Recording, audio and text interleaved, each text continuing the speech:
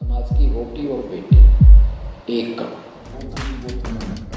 जी, जिसकी वजह से जेनेटिक जेनेटिक डिजीजेस हो सकते हैं। और यहाँ आपकी लिव्स यहाँ आप जानते हो अपने पार्टनर की वो शादी ना करना, माँ की गोद में शादी ना करना, दादी नानी में होते।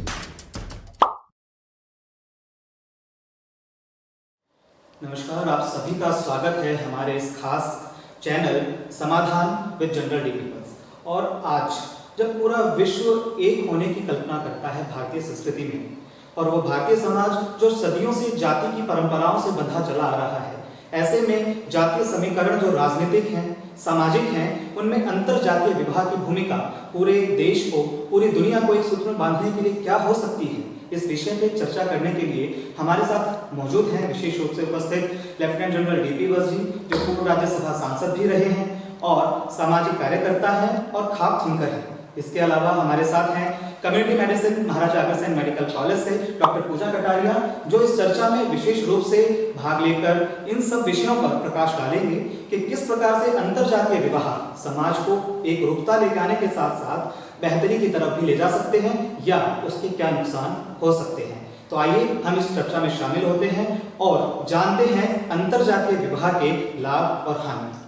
सर, जैसे कि अंकित ने बताया कि अंतरजातियों का विषय, अंतरजातीय शादियों का विषय अपने आप में एक बहुत ही बड़ा विषय है और आप एक सोसाइटी के सामाजिक थिंकर हैं, आप खाप पंचायत से भी ताल्लुक़ रखते हैं, तो आपका इस विषय के ऊपर क्या ख्याल है?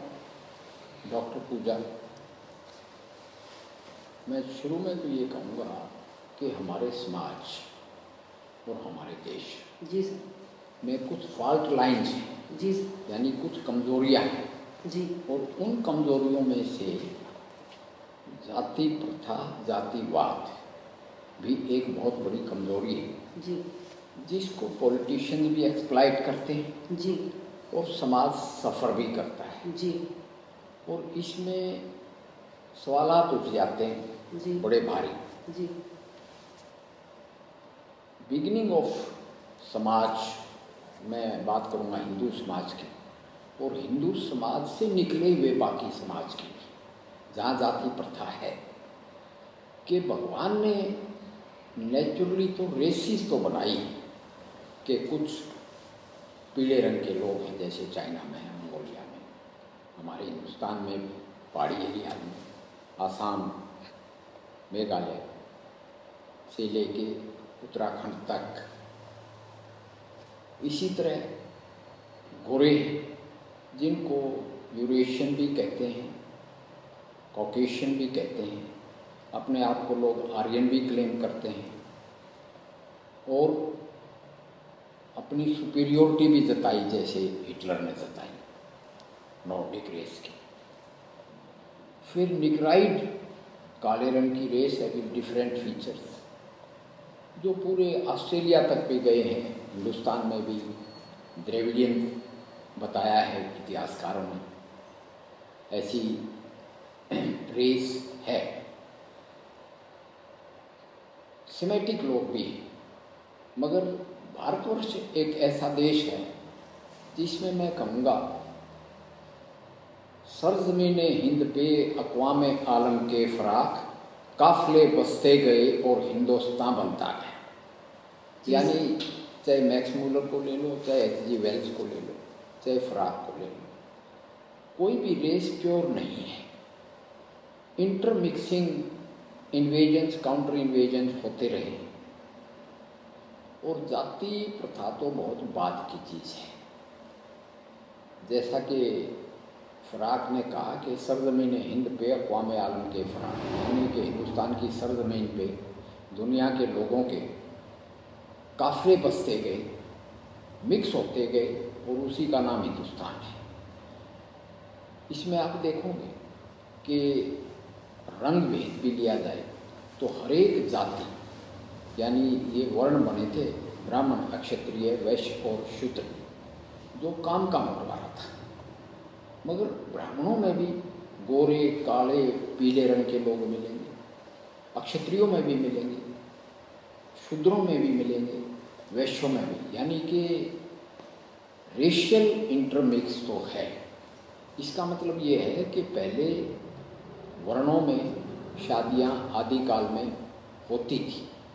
जैसे शांतनु एक राजा था, क्षत्रिय था, उसने मल्ला की लड़की से शादी की और जिससे उनका वंश चला।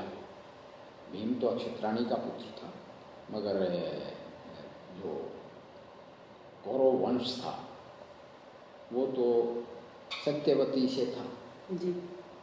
इसी तरह कर्ण को भी सूत पुत्र बताते थे जी। संजय भी शूद्र था।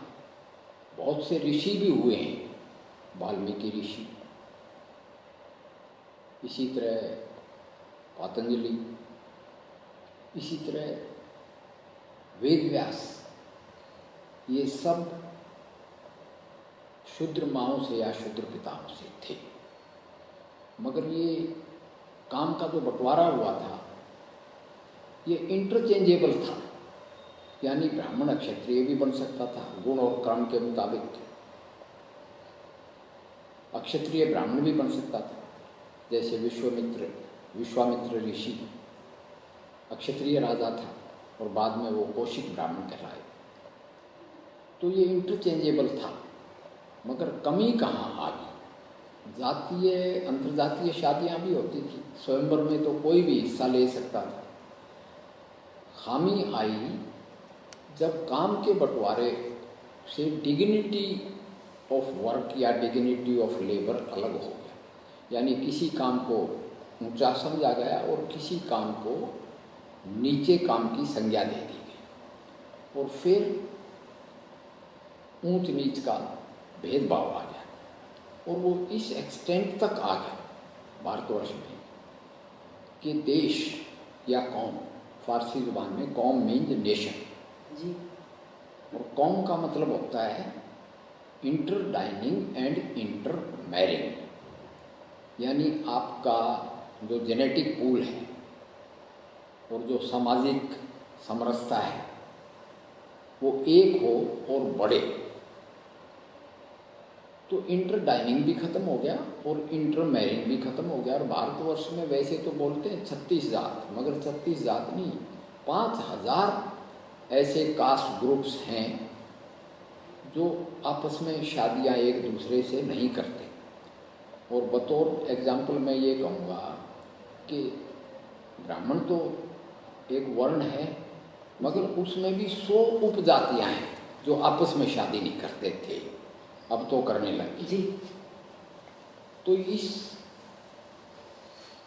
कमी को अब कैसे दूर किया जाए और कैसे ये दूर होती है? जैसा आपने बताया कि in this era of globalization professions change हो रहे हैं, लड़के और लड़कियां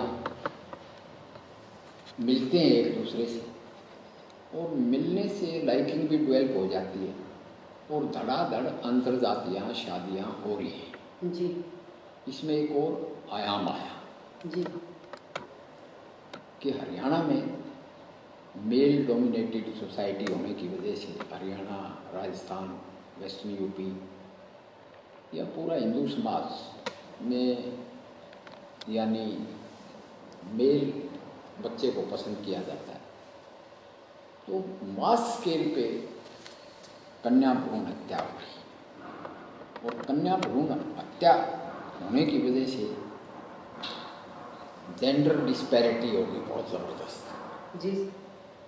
खासकर हरियाणा में, और खासकर जनरल कैटेगरी की कास्ट यानी अपर कास्ट में ऐसा हुआ। और अप टू दिस एक्सटेंट के एक गांव में, बड़े गांव में 300 कंवारे लड़के और छोटे गांव में 50 से 100 जी। यानी ये एक सामाजिक समस्या आ गई। बिल्कुल। और इस समस्या के समाधान के लिए जिस कम्युनिटी में ज़्यादा लड़कियां थी वहाँ से यानी कि लड़कियां बाहर से जानी शुरू की। और बाहर की लड़कियां चाहे बिहार से आए, चाहे आसाम से आए, चाहे वो बांग्लादेशी हों, उनकी जाति तो क्या उनका धर्म भी नहीं पता होता। और सब उपनाम दिए हुए होते हैं। तो इस तरह से मैं कहता हूँ कि हरियाणा में 20% के करीब इंटरकास्ट मैरिजेज होगी, और इंटरकास्ट मैरिज भी एक एक्सेप्टेड फैक्ट्स हो गया इतनी लार्ज स्केल पर होने की वजह से जी। मगर साइमल्टेनियसली पुराने रूढ़िवादी विचारों की वजह से ऑनर किलिंग्स भी कर देते हैं लोग जी। अंतर्जातीय शादी पे तो इतना नहीं, मगर वेस्टर्न यूपी, देशवाली हरियाणा और दिल्ली सूबे के गांव में अगर समगोत्र शादी हो जाए जात की जात में और गांव की गांव में, तो ऑनर किलिंग्स हो जाती है। जबकि आधा हरियाणा, जिसमें सरसा फतेहाबाद डिस्ट्रिक्ट भी आ गया, जो बागड़ी हरियाणा बोलते हैं, उसमें गांव की गांव में शादियां भी हो जाती हैं। वो कहते हैं हम तो राजस्थान से दूसरे गांव से आके बसे हुए लोग हैं, और शहरों में भी शहरों में शादियां हो जाती हैं। तो ऑनर किलिंग्स पे खाप पंचायतों ने भी अपना पॉइंट उनकी तरफ से मैं नहीं रखा था, सुप्रीम कोर्ट में भी चैलेंज किया गया खाप पंचायतों के एग्जिस्टेंस को। यहाँ पे मैं बताना चाहूँगा कि खाप पंचायतें जो हैं वो तो एक समझदार लोगों की सामाजिक जेड़े सुलझाने के लिए हर्षवर्धन बेंस जो राजा हुए थानेश्वर के, उसके टाइम से लोक अदालतें थी। सर, आपने वर्ल्ड में जेनेटिक पूल के बारे में हमें बहुत अच्छे से अवगत कराया, पर जो हमारे साउथ एशियन रीजन के जो देश आते हैं, what about that genetic pool? ये बड़ा पर्टिनेंट क्वेश्चन है जी, क्योंकि भारतवर्ष में बहुत से थिंकर्स, यानी किसी ने आर्यों को तिब्बत के मूल निवासी बताया जी, किसी ने कहा कि ये मूल निवासी और यूरेशियन की थ्योरी गलत है जी, सब भारतीय हैं और यहीं पैदा हुए हैं जी, और यहीं के हैं। जो ये बाहर से आने वाली थ्योरी तो वेस्टर्नर्स ने डिवाइड एंड रूल की वजह से और अपना आना जस्टिफाई करने के लिए बनाई थी।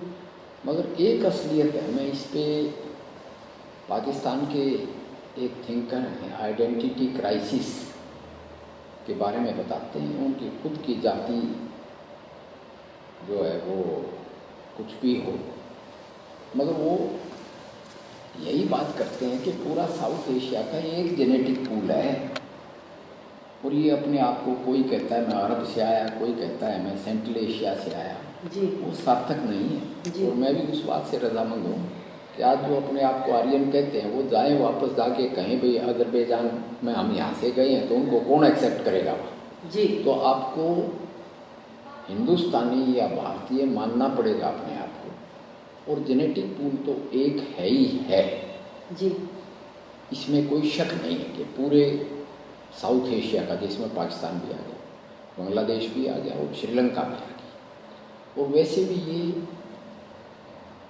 चाहे धर्म अलग अलग हो, मगर इनका बेसिक धर्म, जो बेसिक एंसेस्टर्स थे, वो सब हिंदू थे। वैसे सिख, बौद्ध, जैन और हिंदू को तो कॉन्स्टिट्यूशनली एक धर्म माना ही गया है। मगर जहाँ तक जाति प्रथा का सवाल है, वो जो भी धर्म हिंदू धर्म से निकला है उसमें जाति प्रथा है और खूब रैम्पेंट है। तो मैं ये कहूँगा कि अब समस्या जो है उसकी बात करनी चाहिए, बजाय इसके कि हम रेशियल ओरिजिन की बात करें। उसमें जैसा कि मैं बताता हूँ कि जाति तोड़ो और समाज जोड़ो, समाज की रोटी और बेटी एक करो, ताकि नेशन की ये फॉल्ट लाइन ख़त्म हो। कभी 1:35 का सवाल हरियाणा में जाट नॉन जाट का आ गया जी। सारी जातियाँ बड़े प्रेम से एक दूसरे पे इंटरडिपेंडेंट हैं और वो रहती हैं, मगर इलेक्शन के टाइम बड़ा गलत सवाल उठ जाता है जो समाज के लिए हानिकारक है जी। और इसका समाधान है अंतर्जातीय शादियाँ, यानी आप एक हो जाओ जी, ताकि ये आपस का वैमनस्य और नफरत खत्म हो जाए। एक बात मैं इसमें और ऐड करना चाहूँगा कि बाहर से लड़कियाँ चाहे खरीद के ले आए, चाहे किसी तरह भी ले आए, जी वो बच्चे पैदा होने के बाद भी भाग जाती हैं। जी उससे बेहतर मैं ये कहता हूँ कि जिन कास्ट में लड़कियों की कमी नहीं है, चाहे वो SC हो, चाहे BC हो, चाहे अपर कास्ट हो, उनमें अगर आप शादी करोगे अपना गांव, गोत्र और माँ का गोत्र छोड़ के, तो सामाजिक एक्सेप्टेबिलिटी और स्टेबिलिटी बढ़ेगी जी। क्योंकि उनका कम से कम ये तो पता है कि ये कहाँ के हैं, कौन है जी। और जैसा कि मैंने कहा, सारी जातियाँ शक्ल से तो आप नहीं बता सकते ज़्यादातर कि इसकी क्या जाति है, और लैंग्वेज भी एक है, कल्चर भी एक है जी। तो एक तो मैं ये एडवोकेट करूँ। फिर मैं एक कॉशन भी दूंगा जी। कॉशन ये है कि 5000 साल से या हज़ारों वर्षों से जाति प्रथा चली हुई है, उसको 5 साल में ख़त्म नहीं कर सकते, आहिस्ता आहिस्ता ख़त्म होगा जी। और ये जो परंपराएं हैं, उन परंपराओं को भी एकदम नहीं तोड़ा जा सकता। इसलिए जहाँ समगोत्र शादी, अपने ही गांव में शादी, इस पर बहुत बड़ा बखेड़ा खड़ा हो जाता है। तो मैं बच्चों को ये एडवाइस देता हूँ कि इससे परहेज करें, ऐसा काम ना करें, क्योंकि समगोत्र और माँ के गोत्र में शादी का तो साइंटिफिक बेस है कि इन ब्रीडिंग से जेनेटिक डिफेक्ट्स एनहांस हो जाते हैं, पैदा हो जाते हैं, और क्रॉस ब्रीडिंग से वो दब जाते हैं। इसलिए क्रॉस ब्रीडिंग यानी खासकर अगर एक समाज जिसकी आबादी 2 लाख से कम है, जैसे पारसियों का था, उसके अंदर इनब्रीडिंग होने से बहुत से जेनेटिक जो ट्रांसमिटेड डिसऑर्डर्स हैं वो बढ़ जाते हैं। पारसियों की आबादी कम होगी, तो ऐसे हालात में क्रॉस ब्रीडिंग बहुत ज़रूरी है। इसलिए ये एक गोत्र में शादी ना करना, माँ के गोत्र में शादी ना करना, दादी नानी भी छोड़ते थे। तो इसका ये था, आप देखेंगे कि हरियाणा के एथलीट्स 50% मेडल दिलाते हैं, जबकि हिंदुस्तान की आबादी का हम 2% भी नहीं है। तो सर क्या ये इंटरकास्ट मैरिजेस से इस पर कुछ प्रभाव पड़ेगा? इंटरकास्ट मैरिज से सर्टनली क्रॉस ब्रीडिंग होगी जी, और अच्छी नस्ल उभर के आएगी। तो और अच्छे खिलाड़ी हमारे जो हैं हमारे प्रदेश में, हमारे देश में देखे जाएंगे। स्वस्थ जी, स्वस्थ लोग पैदा हों जी, तो इसको एनकरेज करना चाहिए। मगर मैंने कॉशन ये दिया था कि ऐसा काम गांव की गांव में जी, और गोत्र की गोत्र में मत करते जी, जिसकी वजह से जेनेटिक डिजीजेस हो सकती हैं और इनब्रीडिंग हो सकती है और सोशल वायलेंट रिएक्शन हो सकता है। जी जी, इसलिए पहले ही एजुकेट करो अपने बच्चों को। जी, और खा पंचायतें भी ये कहती हैं कि 3 G यानी गांव, ग्वांड और गोत्र जी, छोड़ के बाकी हम अंतर्जातीय शादी को मान्य करते हैं। खा पंचायत ने तो ये कहा है जी, कि अपना गांव और अपना गोत्र जी, ये छोड़ो, जी, उसके बाद हम इंटरकास्ट मैरिज को सपोर्ट करते हैं, उसके खिलाफ नहीं। और ऑनर किलिंग के भी हम खिलाफ हैं जी, मगर ऑनर किलिंग में तो लोगों को यानी न्यूली वेड्स को प्रोटेक्शन होम्स की शरण लेनी पड़ती है, कोर्टों की शरण लेनी पड़ती है। जी, जी, न खा पंचायतें एडवोकेट करती जी, कि आप कानून को अपने हाथ में लो, यही मेरा सुप्रीम कोर्ट में स्टैंड था, जी, मगर उसको प्रिवेंट किया जा सकता है। जी, जी, तो इसलिए अंतर्जातीय और इंटररेशियल शादियों को तो आप रोक ही नहीं सकते। जी, इसको बढ़ावा देने के लिए सरकार ने भी कुछ स्कीम चलाई है। हाँ, हरियाणा सरकार इंसेंटिव देती है, 2.5 लाख रुपए देती है जी, अगर आप SC में लड़का लड़की मतलब SC में शादी जी, जी, जी, यानी SC बच्चा अपर कास्ट में या OBC में शादी करे और वाइस वर्सा। जी, एक बड़ी अजीब बात यह है कि लड़का और लड़की दोनों के साथ रिजर्वेशन चलनी चाहिए, मगर मेल डोमिनेटेड सोसाइटी में रिजर्वेशन का फ़ायदा अगर आपका बाप SC है तभी आप उठा सकते हैं। जी, ये लड़कियों के साथ अन्याय है, जी, क्योंकि जाति पाति सोशल डिस्पैरिटी और इकोनॉमिक डिस्पैरिटी ख़त्म हो, इसीलिए रिजर्वेशन बनाई। जी। तो जात पात को फास्ट ख़त्म करने के लिए अम्बेडकर जी ने भी ये कहा है कि इंटरकास्ट शादियों को, इवन मनुस्मृति के 10वें अध्याय में भी लिखे हैं जी कि विभिन्न वर्णों में शादियाँ होंगी तो अच्छी नस्ल होगी। हाँ जी। मनु एक क्षत्रिय राजा था, जी। उसको गलत समझा गया है। और चौधरी चरण सिंह ने बड़ा जोर दे के ये कहा था कि अंतर्जातीय शादियों वालों की रिजर्वेशन करो, मगर नेहरू ने ये कहा कि नहीं, शादी एक पर्सनल मामला है। जी। तो मैं भी कहता हूँ कि बढ़ावा तो दो, मगर शादी एक पर्सनल मामला है। उस पर्सनल मामले में कोई ज़रूरी नहीं आप इंटरकास्टिक, जी। जहाँ आपकी निब्स की, जी। जहाँ आप जानते हो अपने पार्टनर को। जी। क्योंकि पहले तो बचपन की शादियाँ होती थी और 15-16 की उम्र तक तो लड़की कहीं भी जाके एडजस्ट हो जाती थी। जी। विद इन कास्ट शादी का ये फायदा था कि आपको सोशल सपोर्ट मिलता था। जी। आप बचपन की शादी की वजह से एडजस्ट हो जाते थे और 80% लोगों का प्रोफेशन खेती बाड़ी था। जी। मगर अब बच्चे पढ़ लिखे, वो अपने आप में एक इंडिपेंडेंट पर्सनैलिटी डेवलप हो जाते हैं, ग्रेजुएशन करते हैं, पोस्ट ग्रेजुएशन करते हैं, प्रोफेशनल्स बनते हैं, पीएचडी करते हैं। उनका बगैर जाने एक दूसरे को एक खूंटे से बांध देने में एडजस्टमेंट प्रॉब्लम्स आती है। वैसे शादी तो एक तरह से है ही एडजस्टमेंट और निभाना। जी। क्योंकि एक स्टेज पे आके एक ऐसा भी आ जाता है, जैसे विदेश में आमतौर से 3-3, 4-4 डाइवोर्स हो जाते हैं। जी। वो कहते हैं why to suffer each other. Sir, अंतर्जातीय शादियाँ आमतौर पर लव मैरिजेस होती हैं, और इस विषय में पेरेंट्स का क्या रोल रहना चाहिए आपके विचार में? ये बड़ा वैलिड क्वेश्चन है। जी। पहले तो अंतर्जातीय शादियाँ लव मैरिजेज ही होती थी। जी। मगर व्हाट आई से कि खाप पंचायतें भी ये कहती हैं कि लव मैरिज के हम खिलाफ नहीं हैं। जी। मगर पेरेंट्स का आशीर्वाद लो। बिल्कुल। पेरेंट्स के आशीर्वाद का बहुत बड़ा रोल है। जी। यानी मैंने बताया कि एक स्टेज पे आके मियाँ बीवी एक दूसरे से अक जाते हैं। जी। ऐसे हालात में फिर समाज और बच्चे जी।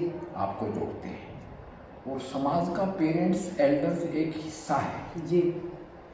तो मैं कहूँगा कि पेरेंट्स को भी इन्फॉर्म करना चाहिए। अगर पेरेंट्स अपोज भी करते हैं तो उनको मना लो। जी। और बहुत बड़ा सामाजिक अपवाद मत करो। जी। सामाजिक अपवाद है गोत्र की गोत्र में शादी, जी। और गांव की गांव में शादी।